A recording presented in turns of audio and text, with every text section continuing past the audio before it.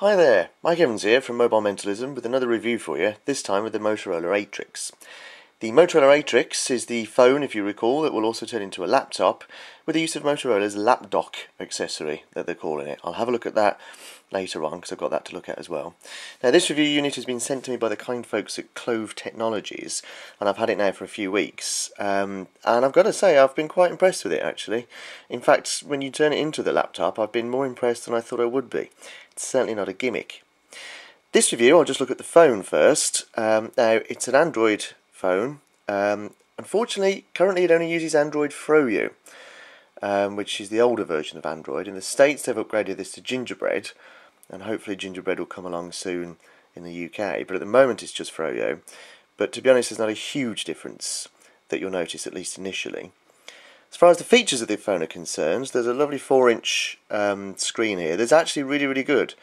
You compare it to what's classed as the best on the market at the moment, some of Samsung's displays for example, and it really does very well indeed. It's got Gorilla Glass on the front, so you're unlikely to scratch it.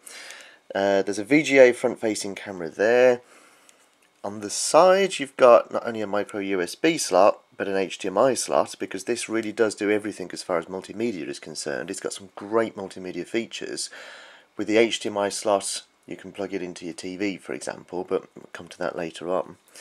Furthermore around you've got the volume switch obviously. Now there's a camera with a dual LED flash and it's only a 5 megapixel camera, which is quite surprising given that all the other flagship phones today are at least 8 megapixels. But that said, as we all know, megapixels aren't everything, and I've got to say that the actual picture quality of the camera is very good indeed.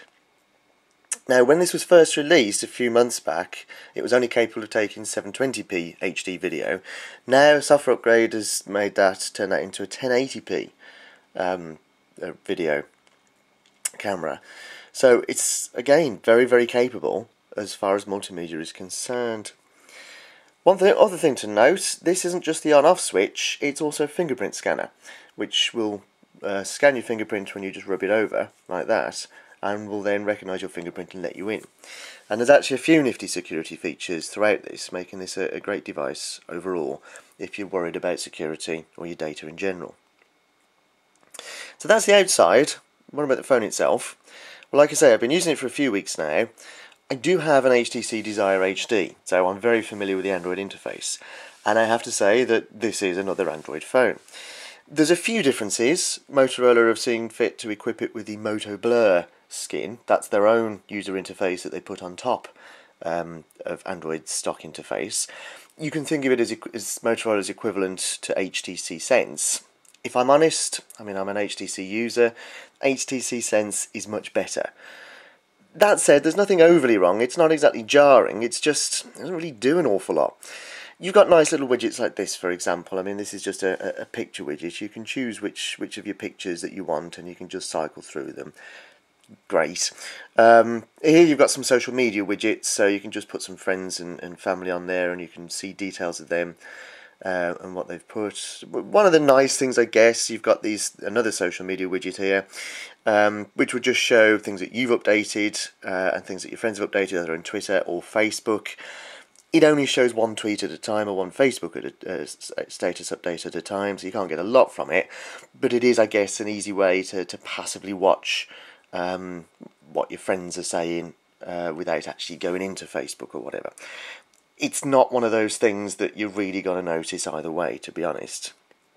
Now, in terms of actually scrolling through the home screens, you can have up to 7 as usual. And like I say, it's pretty much standard fare.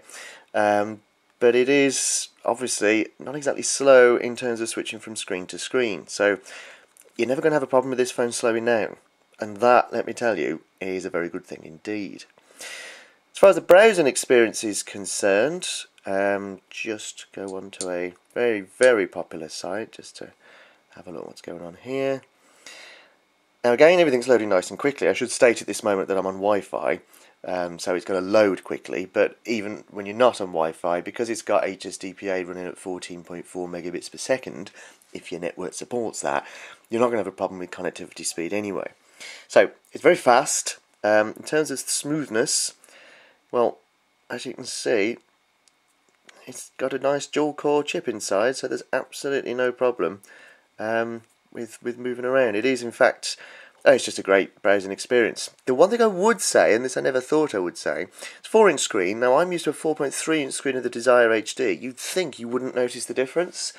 In reality, that third of an inch does make a difference.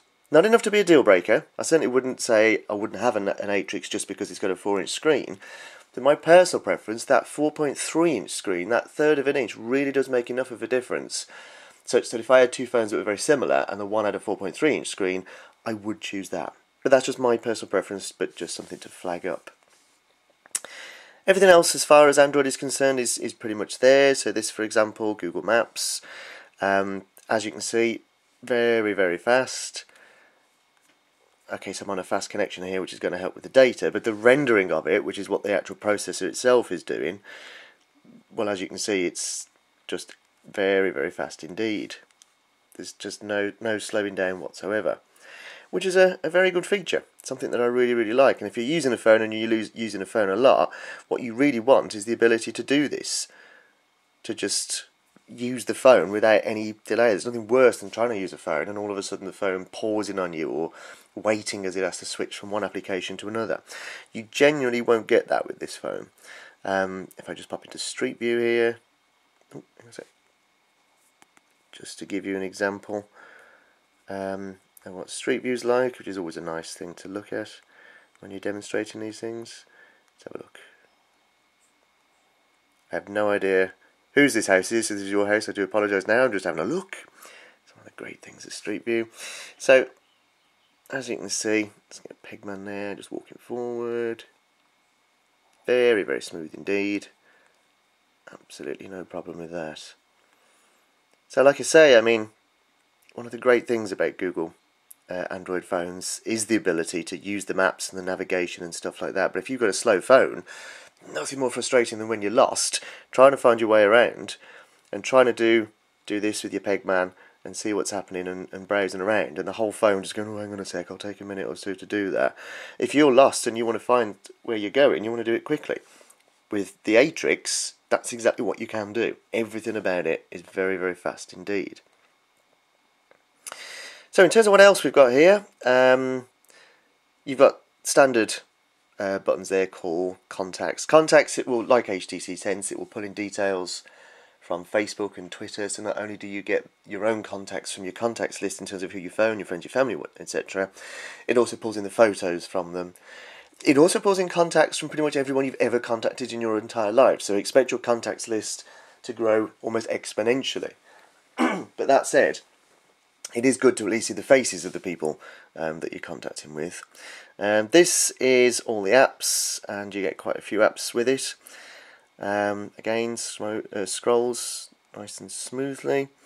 You've got a nice DLNA app, and what that will do, that will connect the phone to your HD TV or anything else that's got DLNA for music streaming and video streaming and things like that, directly from the phone through the wireless to your TV or your PS3 or your Xbox or whatever else you've got that supports DLNA.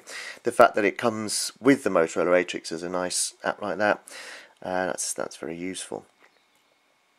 In terms of other things that we've got, just have a look.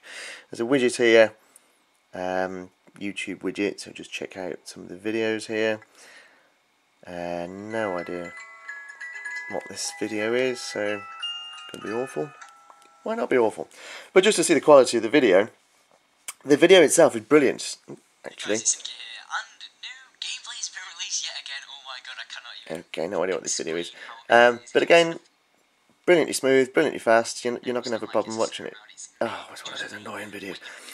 If you're going to do a video, do a video with moving pictures, not a video of a PowerPoint presentation.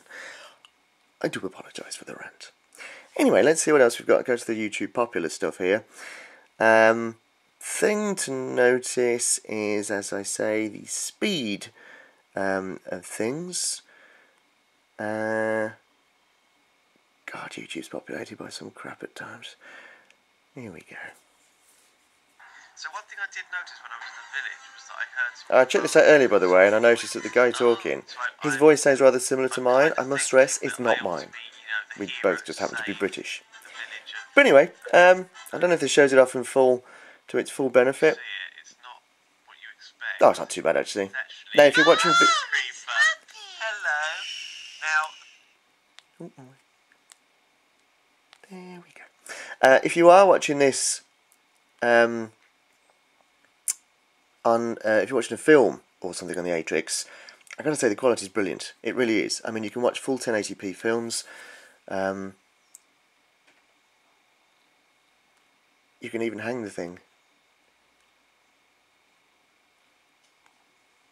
One thing about the Atrix that you will know is that every now and then things break. There we go. But that's alright, that's just a bit of software. Software does that. Anyway, moving on.